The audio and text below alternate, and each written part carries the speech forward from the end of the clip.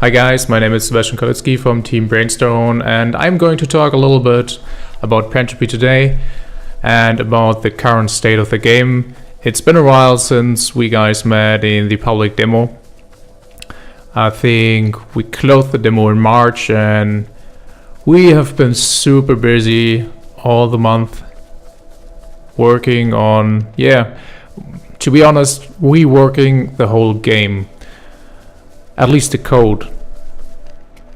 And I would like to talk a little bit about what has changed, what we've been working on, and what you can expect in the future. So our main issue during the demo was the hacking and cheating, and we basically decided to change the whole multiplayer networking to a fully authoritative system. That means that everything that is happening in the game is server-sided. And so it's much harder to hack or to use simple cheat tools. And we are also in discussion with Easy Anti-Cheat to really get the game secure and safe for the players. So what has changed? Yeah, we are on the new alpha map. It is 8 by 8 kilometers large at the moment, and we are still working on it. We are looking for a level designer, by the way, so if you would like to apply, just give us a shout and we will have a look at your portfolio. As you might have noted, the game was greenlit in July, and we were part of the very last greenlight batches, and it was a really super exciting time for us. We're extremely happy to be able to use the Steam infrastructure, since we have been using our own user account system, our own patching and launcher software, and it was really expensive for us, and also not working as intended most of the time, since some of the software pieces we were using were still in beta. So we had all the content in the game when we made the Steam Greenlight trailer, and afterwards we decided to start reworking the necessary systems that required to be reworked, and we ended up reworking most, if not all, systems of the game. We started with the player movement and the fully authoritative multiplayer networking and damage dealing, the whole base building system and how everything works. We are now able to support many more base elements. Well, besides the base building, we have worked on the faction system. So you join as part of one of the factions once you join the server, and as you can see, there is a currency in the game, and this has nothing to do with microtransactions or any pay-to-win stuff.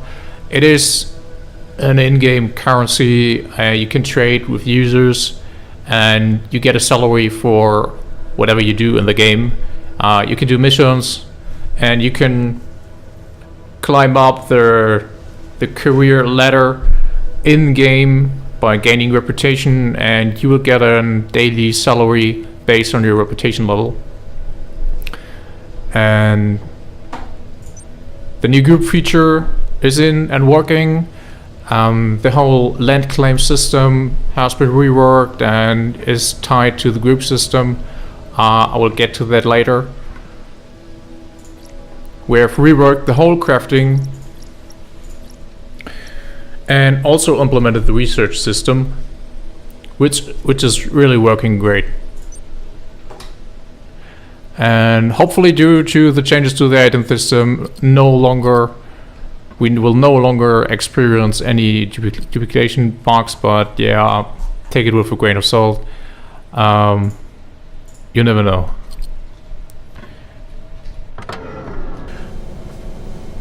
Part of what we've been doing for the last couple of months was also reworking the whole mech system. This is the Scout mech, the lightest of all mechs, and oh yeah, we have also created new creature sound, and they're really great. I love them a lot. Back to the mechs. This is Scout mech, the lightest mech. It has currently 2 weapons, but this will change. It is designed to carry 1 weapon or tool, and the 2T mech will be able to carry 2. It has 2 weapon mounts. And it took quite some time to rework the whole mech system. As you can see, there's a lot of stuff going on here. You can install different weapons and tools and stuff, but I will get back to that in another video. But it already feels so much better than the previous system. It was a bit clunky. But this is much better, and it's also a very modular system, so it will be much easier to implement new mechs. And as you might know, we have already 5 mechs in the game, or at least they are modeled and animated, and we have to bring them back in the game. We had them before Greenlight and used them for the trailer, but since we have reworked the whole mech system, we will have to apply the new scripts, which are modular, and this makes life much easier. We have to apply these to the other mechs and test them and add the multi-crew features and stuff like that.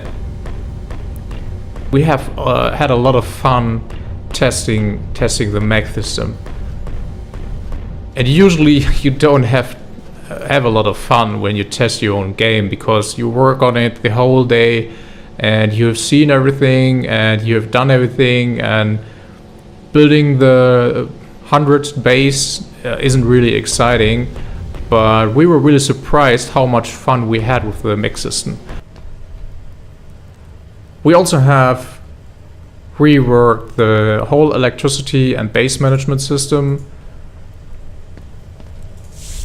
Of course, 3D models are still the same. We have added a new tier of building assets, and we have added a few more features.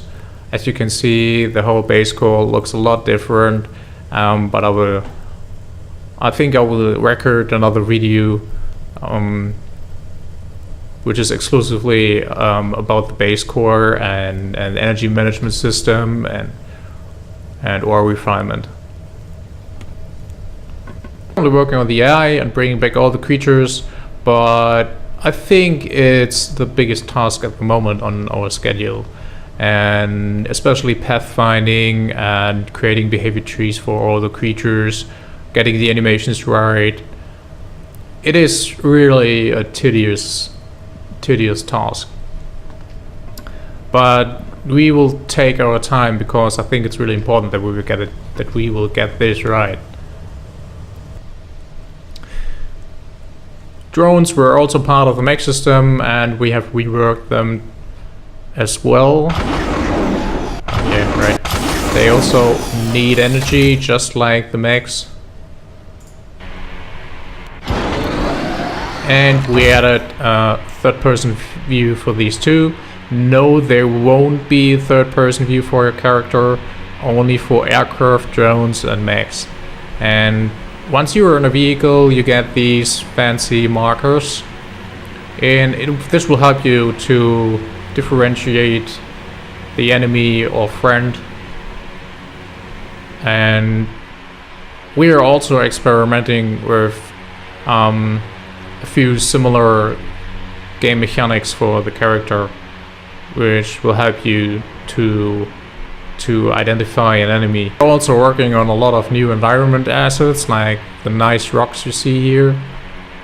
We have a new artist on board who's working on these, and I really like them. I like them a lot.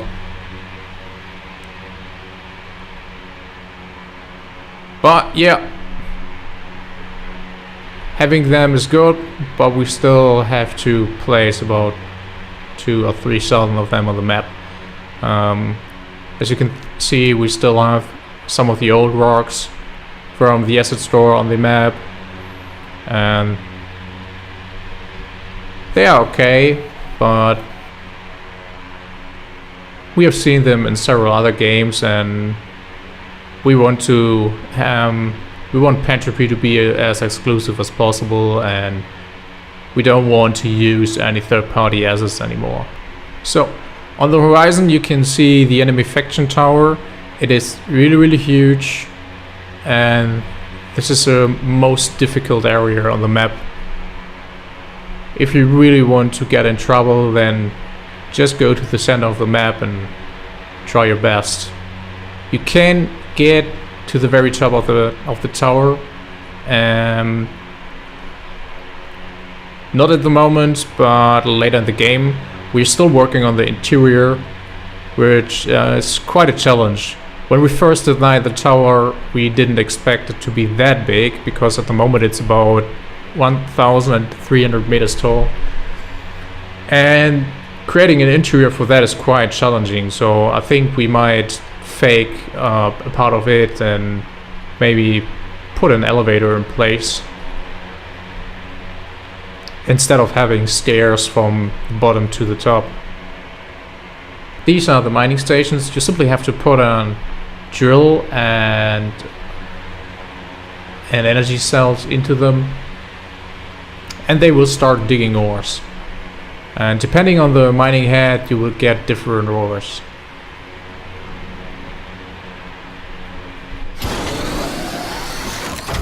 We have started to implement sounds, but most of the sounds are still placeholders. So we never imagined that we would need so many sounds, but we have at least 100 sounds for the scout match, for entering and exiting idling sounds, for the different weapons, and for the shield and the stealth module. So it's a bigger task than we thought.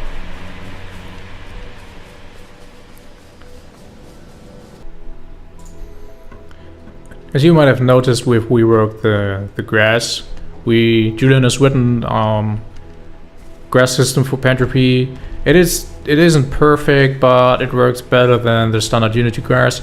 We're not sure if we're going to keep it or if we will use a third-party asset.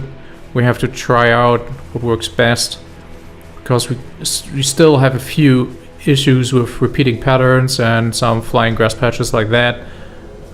Small issues, but we don't want to spend too much time on it now.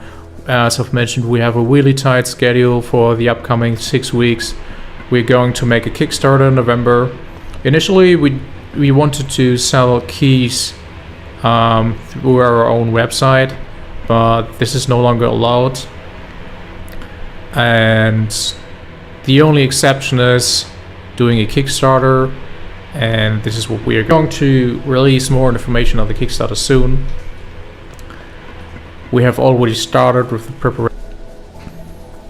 So this was the first video, the first dev blog on YouTube, and we will try to do weekly streams and at least 1 or 2 videos a week about the progress of the game and about specific subjects like building, mechs, gunplay, creatures, and whatever comes up.